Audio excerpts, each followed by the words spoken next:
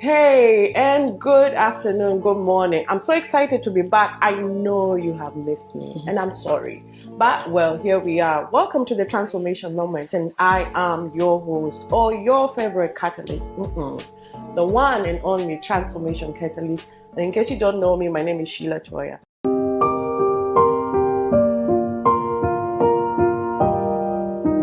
Back on your screen with much more revival, much more refreshing content, much more transformational content. And guess what? We are so privileged. This is May, the month of Mental Health Awareness Month, when we are bringing into awareness, helping you understand the challenges that are there where mental health is concerned, or mental health challenges are concerned, basically demystifying what mental health is all about. But even better yet, would like to bring to you amazing life stories with people that are absolutely transformational. And today, Sheila, I am so excited to have the one and only, I know, can't even imagine who this is, but I am privileged and honored to be hosting Mheshimiwa Rachel Shebesh. Thank you, Sheila. Karibu sana, karibu sana. Thank you, Sheila. You know, it's been a moment. I would like to say thank you for coming. You are one person that is totally transformational. Thank you. One, being a woman, and I know as a person that is big on transformation and personal development, you epitomize it totally. Thank you so based on where you are at, where you have come from, and where you are going. Yeah. You truly are an inspiration. But today, I'd like us to focus a little bit more on just mental health. For the first time in history, in the history of Kenya, in the history of politicians, in the history of leadership, you actually took a bold stand, a very bold stand, to come out and tell us that you are having mental challenges. So today I'd like us to just demystify this issue, because many people think that the ones that get mental health are either people that are demon possessed, people that, are either poor or whatever. But you and I both know that mental health and the challenges that arise as of the same, a function of genetics, a function of the biology of somebody, the body chemistry, or the brain chemistry, and how we are wired. But I believe maybe you'll shed more light on that as you say what it is that was your cause. Was it the life? Was it the work? Was it the pressure? Is it biology? Is it the brain? Today, I'd just like us to sit down, relax, and have a chat about this. Thank you, Sheila. So that, yes, many people can know. Yeah. It's okay to have those kind of challenges, and still, you can still live a healthy life, as you epitomize to say. Yes.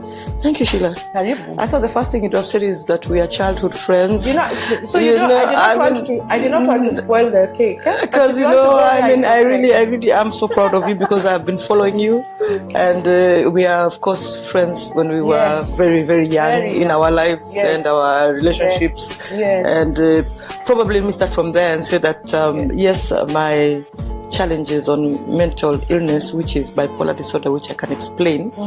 Definitely there is a genetical lineage with us in our family, which as a family we are very proud to say that we acknowledged it, we speak about it, and therefore it's no longer whispered in our family.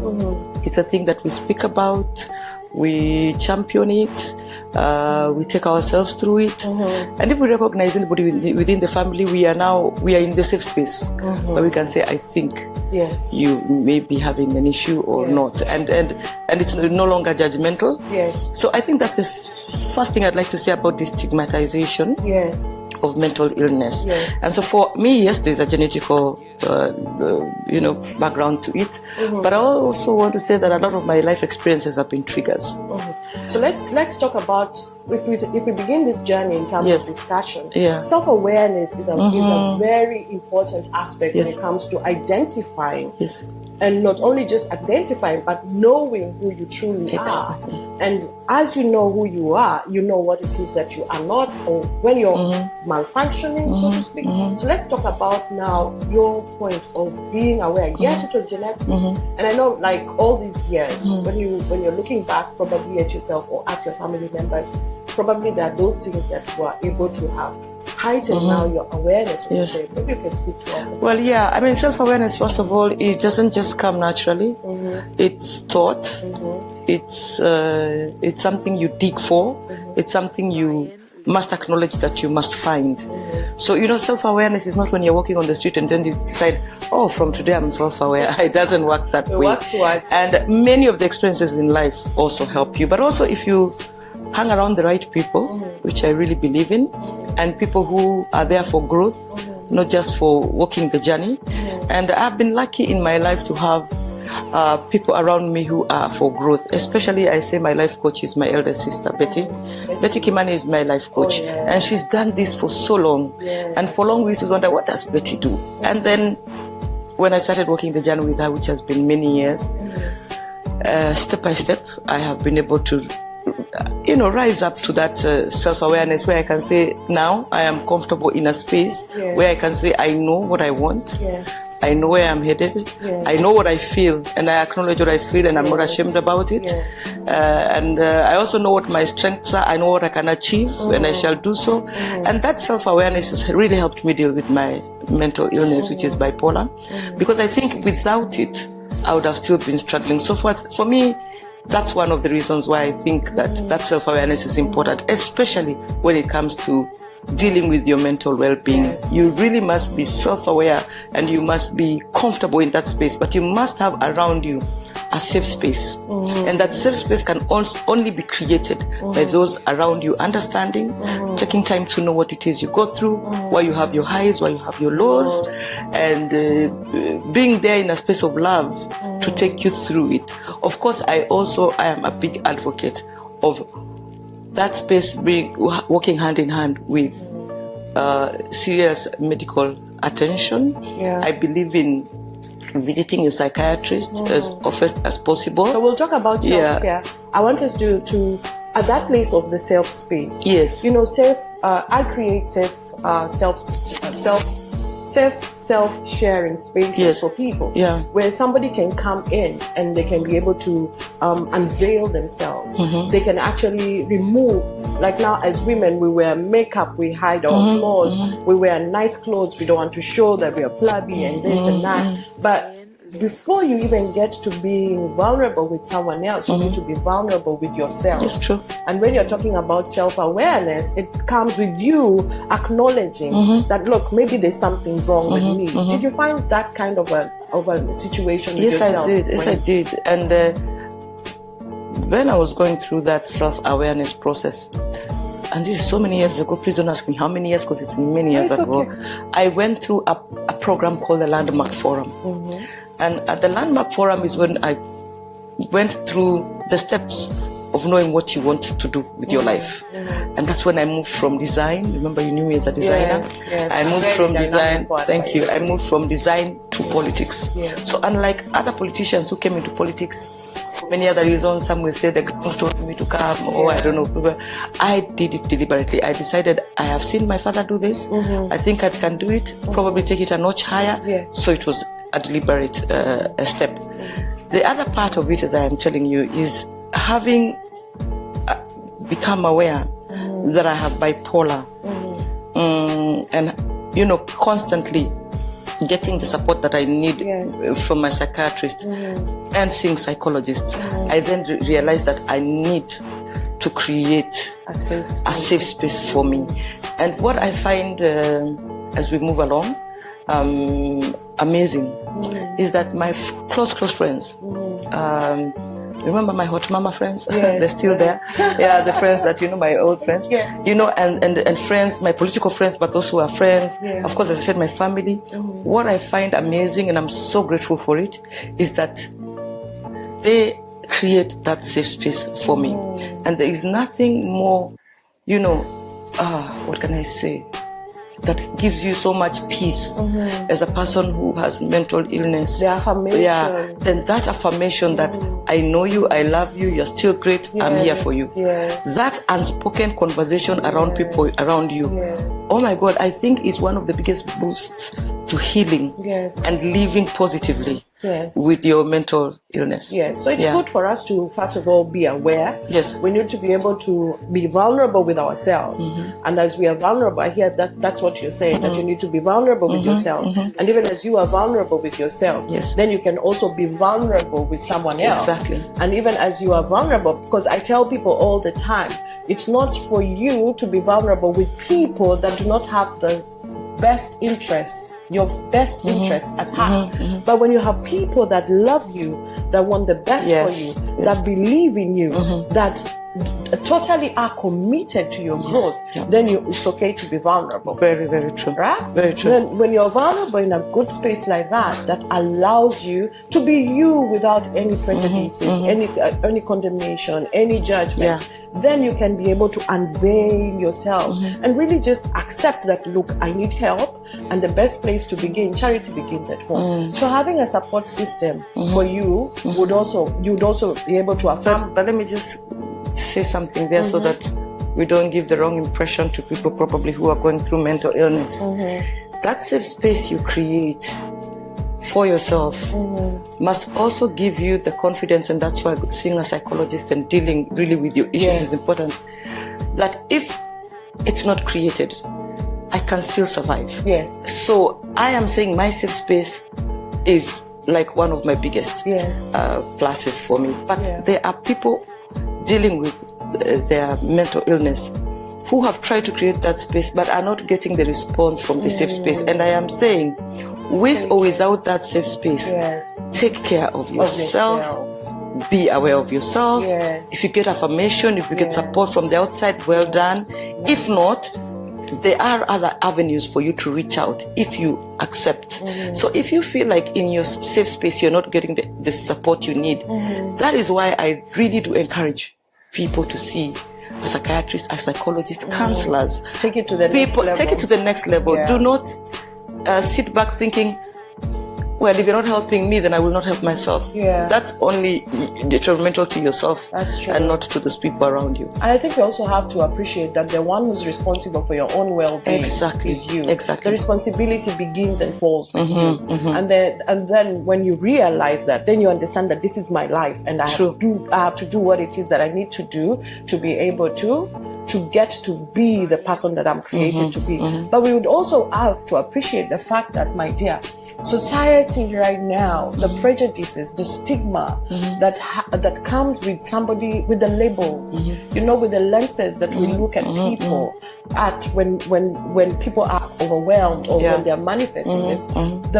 How has that been for you when you think of yourself? Especially, let's handle this from the plight of politics. How has it been for you? How have you managed that? Well, first of all, this is really not a very good space for somebody with mental illness. Let's start from there. You really have to be super strong and super committed to being in that space, because it is full of triggers. A lot of pressure. A lot of pressure and so many things. Mental illness, when we go either high or low, what normally precipitates it, whether it's a situation or whatever, is what we call triggers. So I might be saying triggers a lot. That's what I mean. So politics is a landmine of triggers, and if you reach a point where you know that you are managing your mental well-being and you want to remain in politics, then you must be as deliberate and almost selfish as I am with yourself and your engagement in that politics. Okay with and if it will cost you some of your political whatever clout or influence, you must be ready to say, I'm okay with that. And really, I've reached the point where I've said, I'm okay with my taking care of myself, my family and friends and support system being my priority. What I can do to change society being my priority. If it takes me a notch lower in the political space, I believe it's okay. So it's a decision that I wish people would make. But first of all, people need to know, those who are in politics, those who are not acknowledging that they could have, issues of really getting into depression, or either they're very manic and they don't understand why they overdo things and etc. Since they have not acknowledged it, then they cannot deal with it. But I would say, not only politics. I have engaged in very many, things, especially work related since I became a chief administrative secretary. So working for government has really been a plus for me, because then I've been able to go to very, very many spaces, and especially working with women. And I have realized that even the private sector, it still has it's loaded. My mother is a reverend, and she will tell you, even within church, it's loaded with politics. So I don't think that we should take somebody with mental illness away from a certain space. I just think that is a space that you just need to be a bit more careful and a bit more deliberate. Because it's all across the board. It doesn't, mental health does not bagua. You are, it doesn't discriminate who you are, your status, your race, your age, whatever it is that you are. It does not. The thing is to be able to help people to understand that even in the most diverse situations like politics, that despite you having the kind of challenges that you're having and that you're overcoming, you're still pulling through. You still pulled through. And that's the story. That's the real story to tell.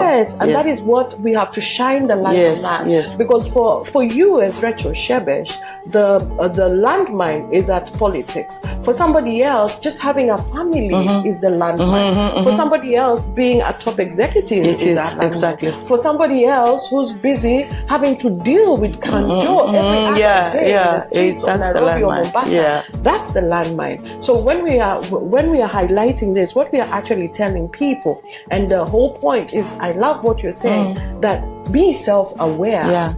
Be committed to yourself. Understand that you have a responsibility for yourself. Seek to have a safe space within and then safe space without around you, with people that care for you, that want the best for you. And then if you realize that in your immediate area of safety, because we love comfort zones, we love these comfort places, we love our love zones. But when you realize that you're not able to get the help that you need, we take it further. Let's get to psychiatric help. Let's get to our psychologist. Let's get to this other counselor. Let's help. And like I myself, I'm a fast response kind of person in the scene. I'm a fast responder to mental health, because there are those people that will look at you and they'll tell you, no, I don't want to be labeled as, and every other time when they call you in and they're like, no, but I'm not having issues with mental health. Why? I said, no, you're just having a challenge in this situation, and we need to be able to understand, navigate this, to know what exactly is going on. So that safe space when it comes to people sharing and pouring themselves out is key. So when you're thinking of your self-care, because self-care is key. Yes, you knew yourself. Yes, you have identified what it is. Yes, you're doing what it is that you're doing. You have your support system. You have a safe space. You have all your pillars there. Let's talk about your self-care. What are you doing? Tell us. For long people thought, and I'm sure you were one of them when we were good friends and spending a lot of time together, that I was sanguine, that I'm an extrovert. I realized I'm not. And all that time, my sanguineness and extrovertedness was a mask. I am actually a very introverted person, and I do like spending time alone. And I was one of those bullies that if somebody was spending too much time alone, I'm not seeing you often, I'd say, what's wrong with you?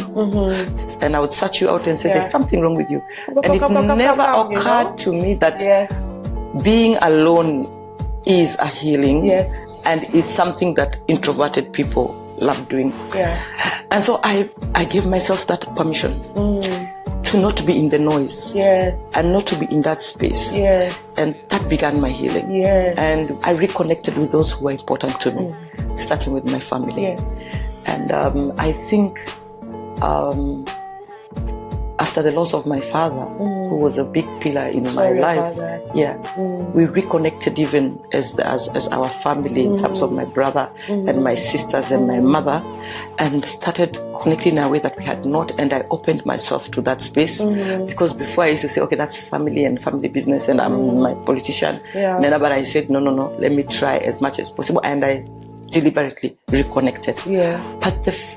But the real reconnection has been with my nuclear family, with my husband and my boys. And you have a lovely family. Thank you. Shebesh has stood by him. You stood by him also. So that when he sees this, he won't feel so good about himself. So, we've been there for each other. We are best of friends, as people say. It's a cliche, but we truly are. And my boys, and now I'm even a grandmother. And I just allowed that space for the first time, let me enjoy it.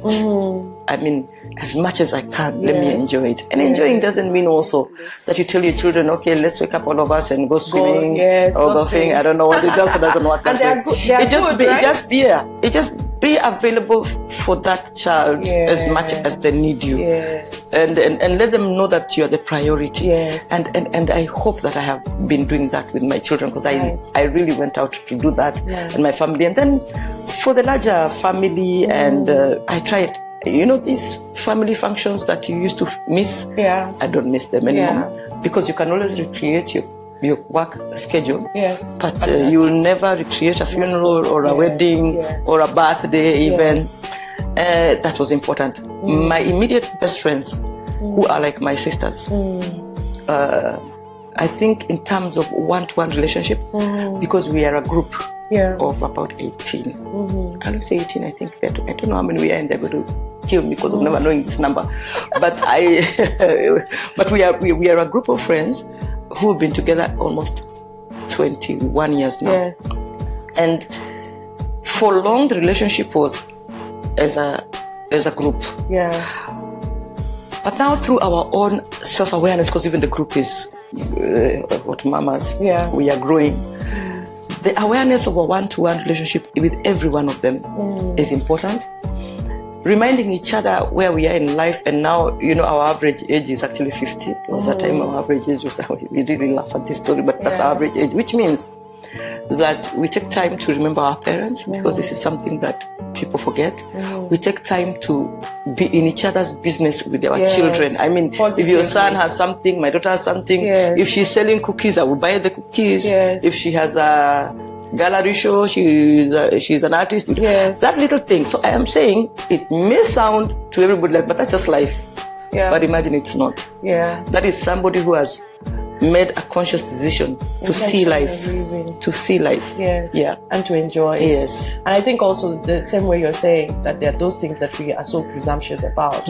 Wake up, breathe, and not just breathe, that you have life, that you have sanity, that you're okay, that you can come out, that you can have a coffee. Let's sit and have a coffee, and let's, hi, how are you? That's true. But let me tell you something, Shilan. There is something also, I don't know whether it's with age, that somebody comes to realize is spirituality. And we used to think it's our mothers who do those things. It is now us. We used to say, oh, my mother is going to go to church, my mother is going to praise. But I mean, in whichever way on mental illness, I can tell you, if you don't have a center of a real connection with God, with this supreme being that you believe in, which is God.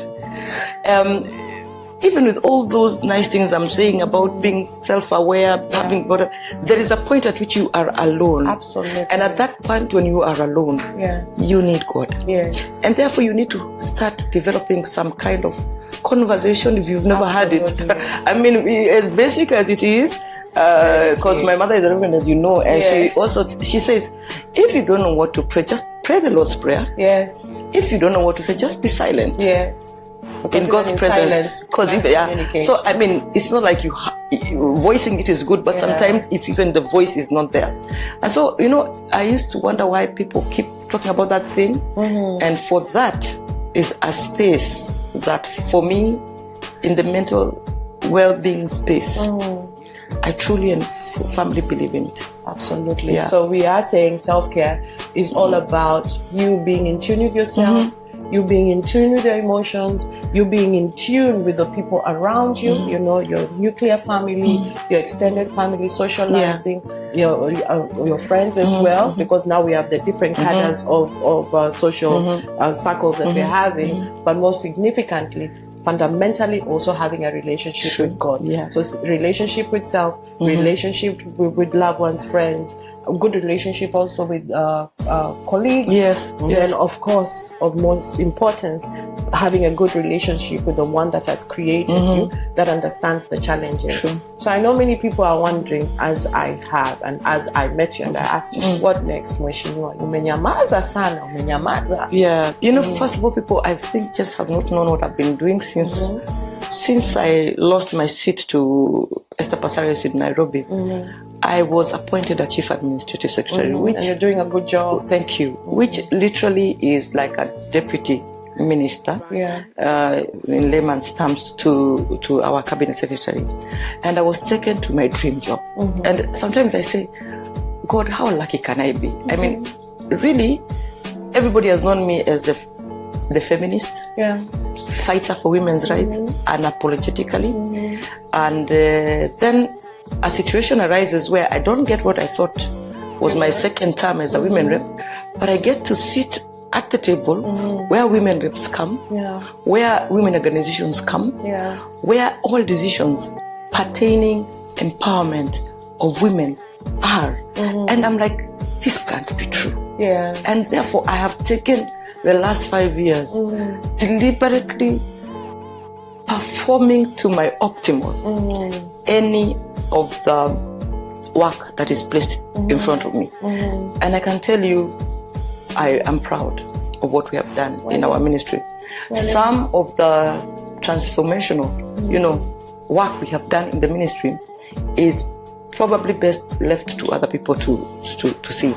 But I can tell you, on the issue of FGM, we went miles ahead of what people expected, including getting the cultural leaders, the owners of the culture, to the table, and getting them to declare that FGM is no more.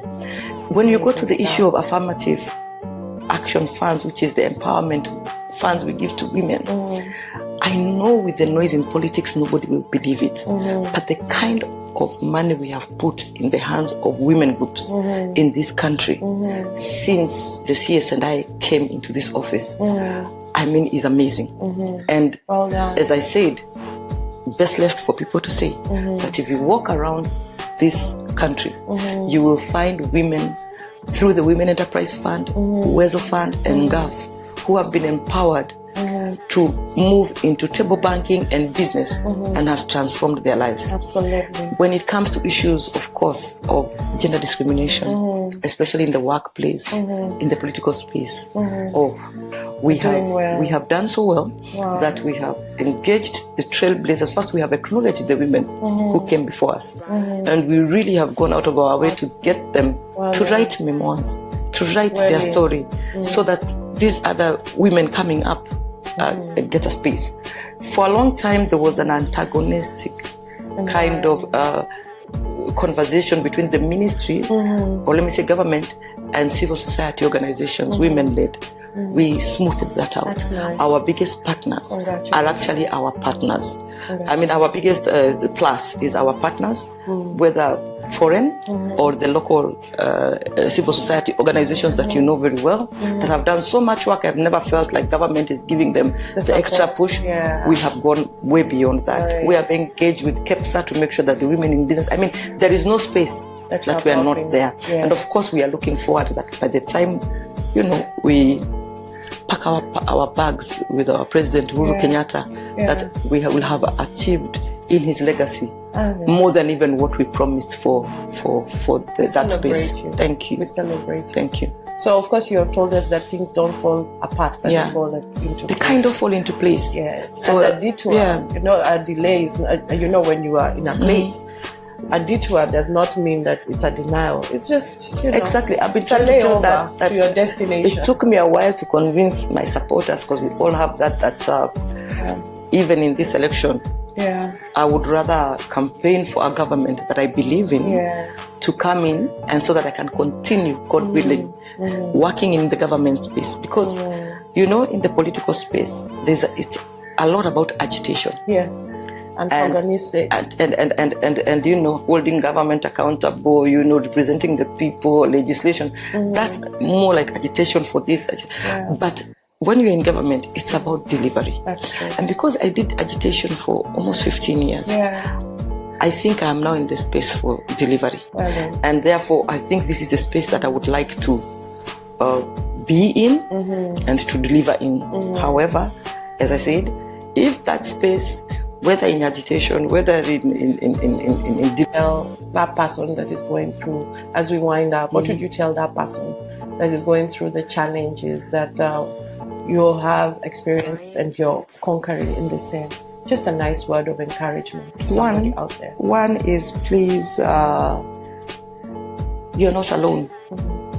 And I keep saying mental illness like the bipolar disorder that I have, or the ADHD that somebody else can have, or the schizophrenia that somebody can have, is as treatable as any other disease.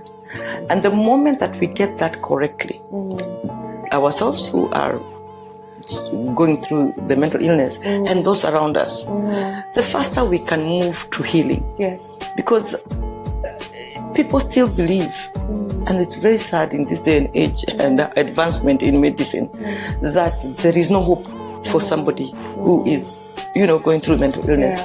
Yet the story is written of many who have been able to overcome it. For me, like for example, bipolar disorder, because of the manic stage that sometimes we are in, we are the most creative people. It's true.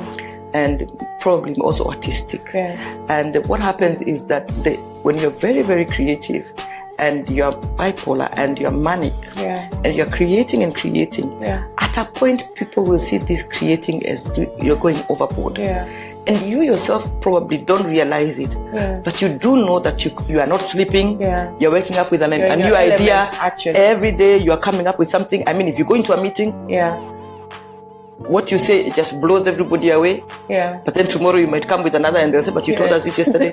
So this is the problem of not managing. And therefore, I feel sad that sometimes we suppress the creativity of people who have mental illness simply because we do not understand that it is manageable. The depression is my biggest,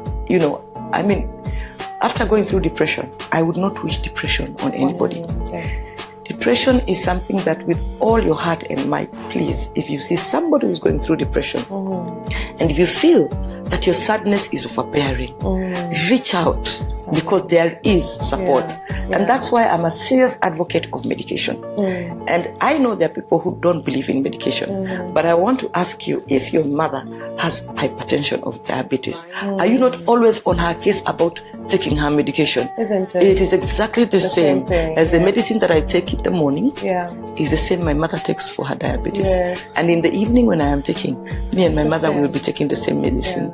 What we are doing is managing our illness. It is only that ours has been stigmatized for so long that even when you're taking that medicine, there are people who think you should be hiding. I don't hide when I'm taking my medication, by the way. But there are people to be ashamed but there are people who do that. So the space first, I would like to tell those who are going through mental illness. The first thing I'd like to tell them is, first, you're not alone. To create that opportunity for your healing. Be selfish enough to want to heal.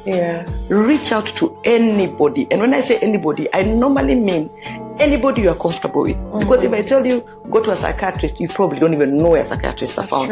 But you could have a best friend. You could have a sister who you are very close to. You could have a pastor.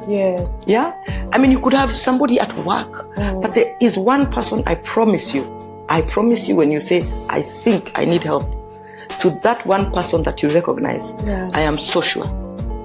I'm quite sure that the response would be positive for you. Then for those around us who are listening and who would like to be part of the movement to first destigmatize mental illness. So I am begging, during this month especially, please let's be careful with our language. Absolutely. I mean, we are just right now, in the last 1 week, talking about a very high profile suicide. And you have seen the kind of, I mean, it's almost triggering me, but thank God that I know how to do it with my triggers, that I'm not even reading those comments anymore. Because we are forgetting that is how you stigmatize people. And therefore, even looking for help becomes something that is not right. First, let's not stigmatize mental illness. Let's be aware that the high suicide rates we have is a reflection of us as a society. That's true. Of not taking care of our own. So what I would say is, please, during this month, let's be aware, let's reach out. There are so many avenues these days for reaching out.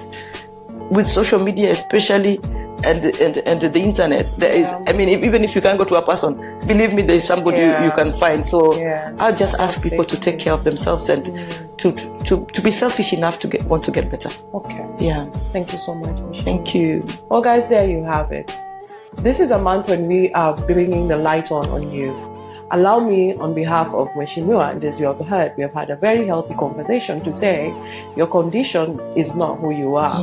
Your chemistry does not define you. You're not the identity. Whatever it is, whatever mental health challenge you're having, it's not your identity, but you can become everything that you have ever desired to be, as we have seen here with Mheshimiwa, and even more.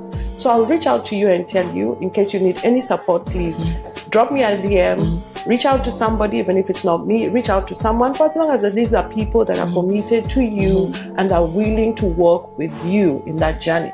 But most importantly, let us get the word out there. It's okay not to be okay. What is not okay is for you not to be okay and not to talk about it. So come on, speak about it. Let's demystify mental health and get our society healthy. As we change the psychology of our society, that I am because you are because I am, and we are one. Let's practice being our brother's keeper, because this is what life is about and what God would have us do. So thank you for being here. I appreciate you. Thank you so much. Thank you so much. I'm so proud of you. We look forward to you coming and talking to our women and encouraging them. The women that would want to probably get into politics, I know we'll take more time to really see how we can work together. But I love you guys. Let's keep transforming. Thank you. Bye.